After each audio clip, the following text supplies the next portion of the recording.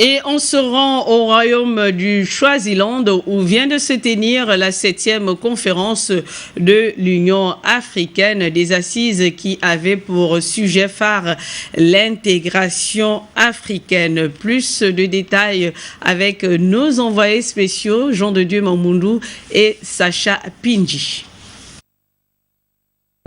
Infrastructure au service de l'intégration africaine est le thème identifié pour la 7e conférence des ministres africains de l'intégration. Ce thème, qui a réuni plusieurs États membres de l'Union africaine au royaume du Swaziland, a été choisi pour susciter des recommandations axées sur le débat et l'action en vue de relever certains des défis de taille qui freinent l'accélération et la réalisation de l'agenda pour l'intégration économique du continent. La cérémonie d'ouverture de cette conférence a permis à la mise en place du bureau chargé de suivre la réalisation des mesures qui seront prises au cours de la conférence. Pour un mandat de 1 an, la présidence revient au royaume de Swaziland, la première vice-présidence au Ghana, la deuxième à la République démocratique du Congo, représentant l'Afrique centrale. La troisième vice-présidence à la Tunisie et la Tanzanie est rapporteur.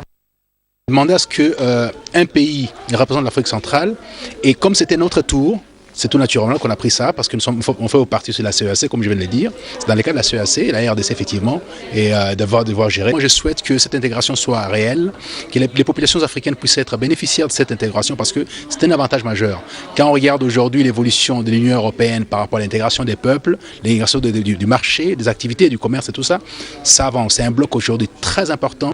Les avantages de l'intégration commencent à se faire ressentir dans certains secteurs. Je crois que la région la plus forte, d'après nos estimations, c'est la SADC. À l'intérieur de la SADC, ça va de l'ordre de 19%. Au niveau de la CEDEAO, je crois que c'est 15%. Du COMESA, 9%. Les Africains refusent de céder une petite partie de leur souveraineté pour faire l'intégration. L'intégration régionale est reconnue comme un moyen de stimuler le développement commun.